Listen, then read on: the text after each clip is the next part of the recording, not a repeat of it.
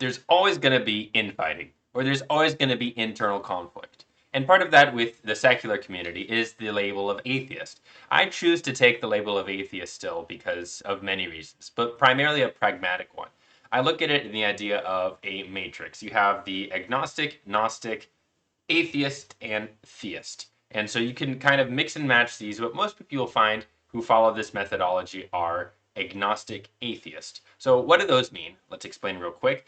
Agnostic means you don't have knowledge. Gnostic means you do have knowledge. Theist means belief in God. Atheist means no belief in God. So what is my claim? I am agnostic in that I don't know whether or not there is a God, but I am atheist in that I have no belief in one. I think it's a pretty straightforward definition. There's lots of other ways to say it, but that's the one I'm going with.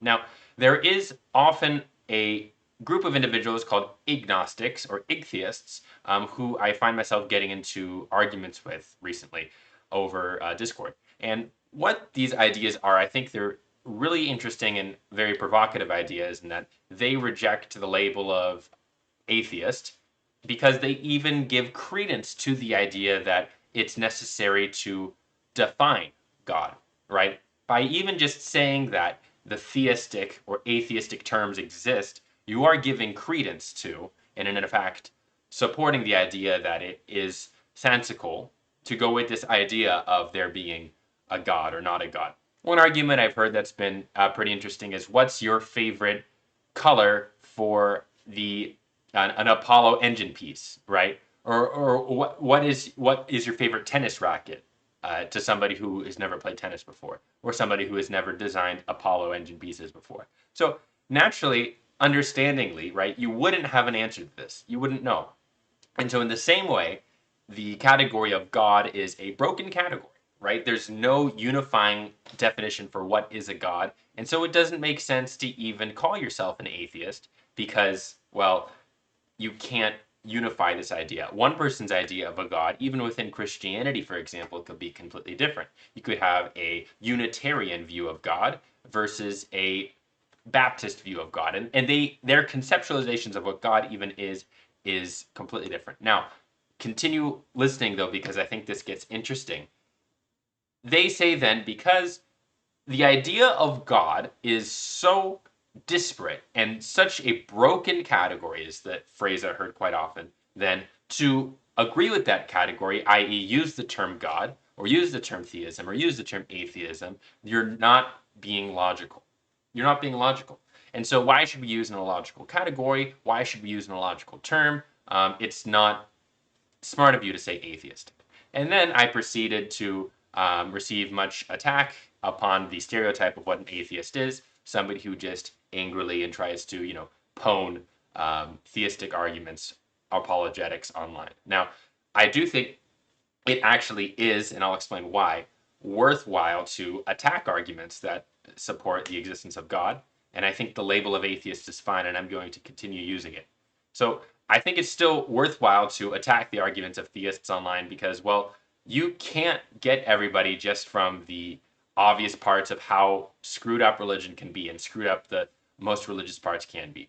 The biggest argument I've heard about the atheist debacle is that you're getting too much into the philosophy of it, you're getting too much into the thinking of it, and you're ignoring the pragmatic, really awful stuff that religion brings about, like molesting children in the church, like excusing discrimination or racism, right? The current crisis in the US with immigration and people being deported who are even legal residents because of essentially the color of their skin, right? And this has huge ties to large fundamentalist Christian movements.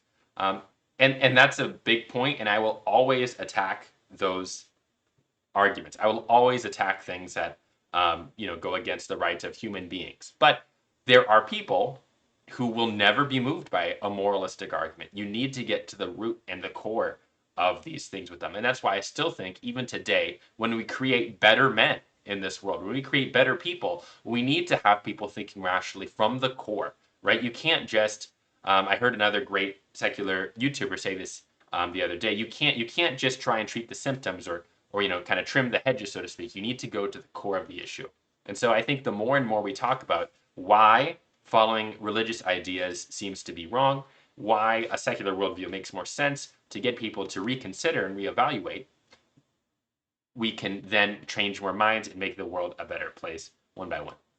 And then in terms of the second point, which was it is a broken category, I would challenge this. We use words all the times that are not coherent, so to speak, right? Language is not logical. Language is what we have used as humans to describe the world around us, and that's the best language can do. So to take a term but say it's not good of a term because of a logical reason is, in one sense, right, trying to be prescriptivist with language, which is something I don't think is logical, because the way we use words is the way we use words. If it becomes the case over a couple years that the word water no longer means dihydrogen monoxide, but it starts to mean something else, it's not going to be illogical to then call that new thing water and not water. It's just the way the phrase is, because language and terms are whatever we define them to be. And I don't think that it matters if it's a not perfectly agreed upon category to reject it as a category. You can still think of the phrase zombie, right? Or pixie, or fairy, right? And it's similar to the idea of gods. If you're a secular person, that you will likely reject these ideas. Now, if I say, do you reject zombies? You would probably say, yes. Or you might ask further. You might say, what kind of zombie, right? I say, okay, well, somebody who died and then they came back to life. You would probably say, yeah, I reject that. I don't think that's happened. I haven't seen any evidence for that, which is a rational thing to say. But what if I said then, well, I meant by zombie, actually I meant just saying people who are so sick their skin looks blue. Well, actually, I think those zombies do exist, right? That's just kind of like a slang term we're using to say to somebody who's really ill. Oh, wait a second. There are incompatible definitions of the word zombie, because you can conceive of people using the word zombie, and people do use the word zombie to describe people who are just really sick or hungover, right? There's like in a zombie-like state. So is it now a broken category to say zombie? Is it now absurd or illogical to say you don't think zombies exist because the category of zombie is broken? No, it's not. Because you still have the convention, the language that we all agree upon, generally what zombie means. And so when I say I'm an atheist, I reject the idea, I have no belief in gods, right? If you ask me if I think God exists, I'll think no.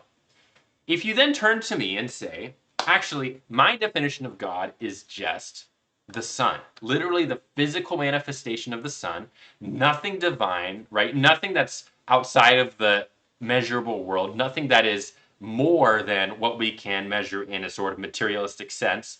Literally, God just means the sun for me. In that specific case, then I am a theist with you, if you want to change how the word God means in that sense, okay? That's how I think language should and is used, should be and is used, right? We're flexible with how words are used and use them in context. And in 99% of the case, when we say the word God, we have a general idea, whether it's, the gods in Hinduism or in, Greek mythology or Christianity or Islam, that it's some sort of beyond comprehension. It's some sort of beyond this physical world, right? It's some sort of in this kind of divineness space, this things that's beyond our comprehension that we can't directly measure. We can't directly observe. And I will reject those ideas. And if you want to say that there's some other idea that is actually physically observable, then we can talk about whether or not that is a God. But I'm not going to stop using the term theism or atheism because I think that there is an inconsistency with the category. Because there's an inconsistency with all words in every language. So, if you gotten this far, please do not die on this hill that you need to be ignostic or igtheist, or that you should reject the category altogether. Because you are then completely shutting yourself off from having an actual dialogue with people who are theistic, or people who are believing in gods, people who do think that there actually is credence or philosophy, or there's sort of idea like theology, right? Of course, you and I, as secular people, might not think that's the case in a literal sense, but we can't just say that the term is non-existent in and of itself. So that's why I still call myself an atheist. I still call myself an agnostic atheist. So thank you for getting this far. What I wanted to say then is this is actually a part of a conversation I had with a very, very, we'll say, passionate igtheist who runs a channel on a rather popular Discord server, and he is quite the character. And so he dies on this hill regularly. And if you want to hear me being verbally abused for an hour, then feel free to check me out on Patreon. I'm going to start uploading content there, kind of bonus behind the scenes that I might not upload regularly on this channel, but take a look there. Otherwise, if you've enjoyed or found any value in this content, please subscribe and look forward to the next video. Thank you so much.